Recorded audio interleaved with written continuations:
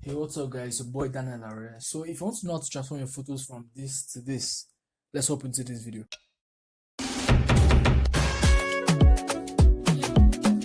So, basically, what you need for this editing tutorial is Lightroom Mobile. You don't need any other application.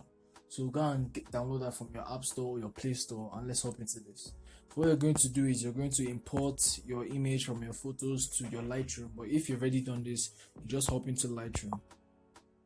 So this is the image that we're working with today, and I'm just going to reset all the settings that I put on it, so we're back to normal. Okay, so first of all, what we're going to do is I'm going to go to light panel and I'm going to adjust the contrast to 2.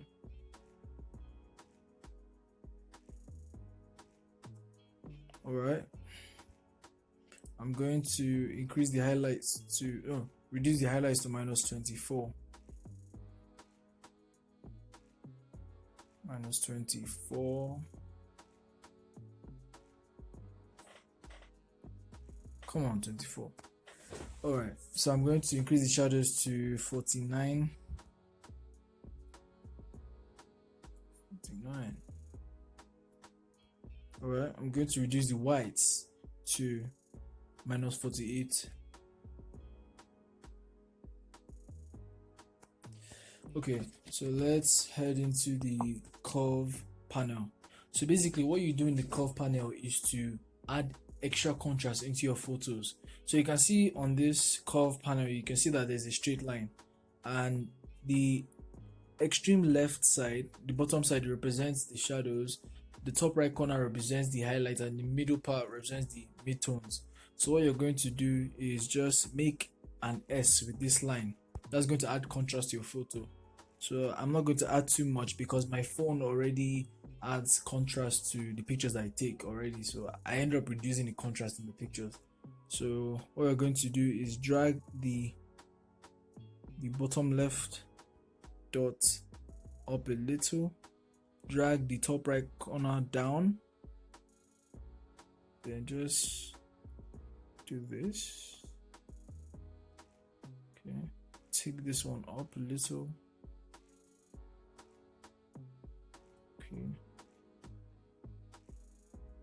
then the midtones, I think this is fine for midtones. Yeah, I think this is fine. Okay, so this is your S curve, and well, I guess we're fine here. So we'll click on done.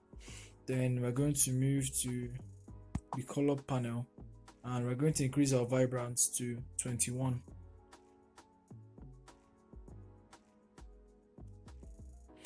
Then we are going to head into the mix panel. So this is where you can control and change the colors individually. You know, your red, your blue, your pink, your whatever. You can just adjust the brightness, the saturation, the shade of the color.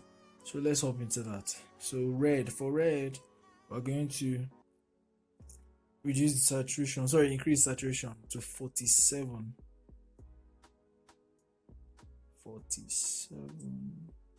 Okay, we are going to reduce the luminance to 19.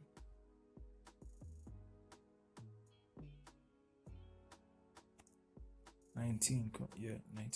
All right, then we're going to head into yellow. I don't really want to change, I don't really want to touch orange in this picture because, orange is mainly for skin tones. I know that this cut has orange in it, but I just want to leave it there. So we're going to head into yellow. So we're going to increase the saturation of yellow to 11. Yeah, that's fine. We are going to increase the luminance to 9. Alright, so we're going to head into green. Now there's a lot of green in this image. So we're going to increase the hue of green to 3. Now basically hue is just the should I say the tint of the color. So we have like bluish greens, and I don't even want to get into that, but basically just the different tints of a color. So I can change the green, you can see I'm changing it to like, it looks like kind of brownish, and here I'm making it like super green. I don't even know what I'm saying, but you get what I'm talking about. So I'm just going to increase the hue of green to 3. Then I'm going to increase saturation to 39.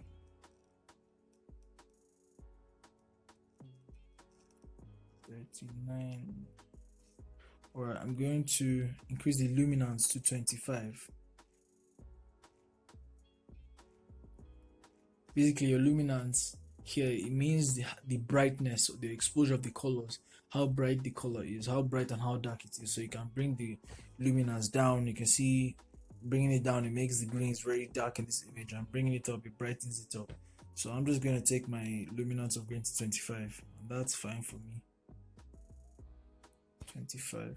All right, we're going to head into aqua. So for aqua, we're going to change the hue to 19, take it more to that blue side. Even though there isn't that much aqua in this image, as you can see, you can't really notice any change, but you notice once I move to blue, because there's a lot of blue and green in this image. So we're going to increase the saturation of aqua to 42. 42. All right, so we're going to move to blue. Now blue, we're going to change the hue to -23. Okay, we're going to increase saturation to 28. What am I doing? 28. Okay, so now we can already see that there's a huge difference in this image. If you want to see the before and the after of your image, just hold on to the picture, just press it, and see before and after to appear. So you can see that we've come a long way from this to this. Yeah, that's a lot. So we're done with the colors. We're going to move to the effects panel, and we're going to reduce the vignette. What was that?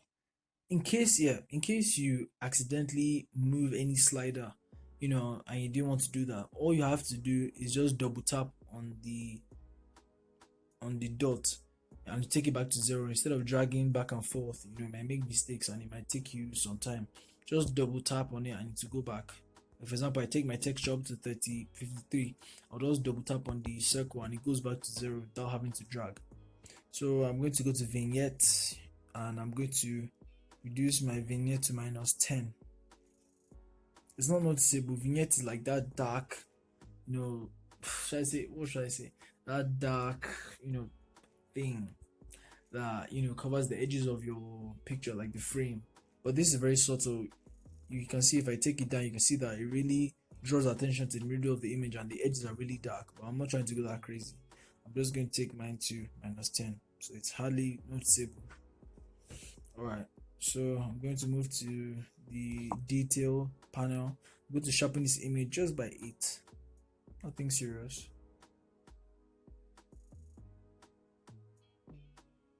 8. The noise reduction, I'm going to increase the noise reduction by 28. Now some of you might be thinking, what is noise?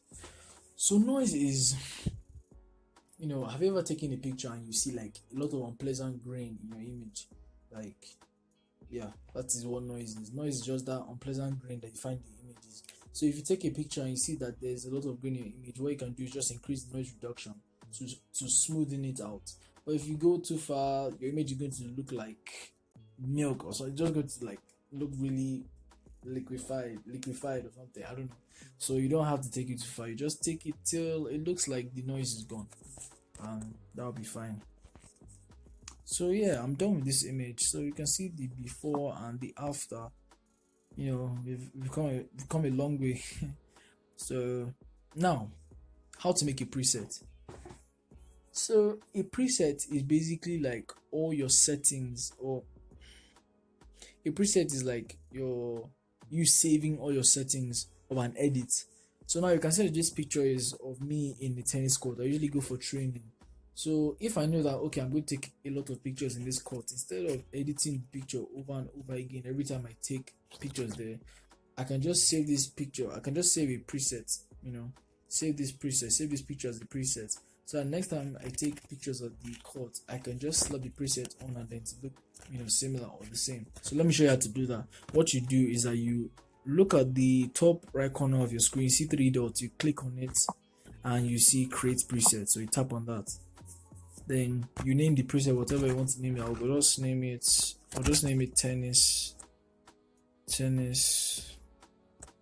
boy. and that's saved. So I can go back to any other image of me in the court or any other person. Okay, this is still me. And what you do is just go to the end of your panel and you see presets. Then if you open this Lightroom mobile app for the first time on your phone, it won't open user presets immediately. You're going to open creative or any other folder. So you just scroll down, you see user presets at the bottom. You tap on user presets, then all your saved presets or downloaded presets will be saved there.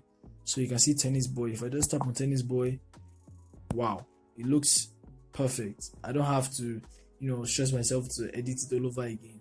But then if you notice that you put the same preset and maybe it's too colorful, it's too bright, you can now, save it and then go back to your light panel like we did before and just reduce your exposure. But this is actually fine. So if you enjoyed this video, don't forget to like, share, comment, subscribe, and do all the things that YouTubers harass you guys to do. And I'll see you guys next week. Don't forget to follow me on Instagram at Daniel_Are. Thank you.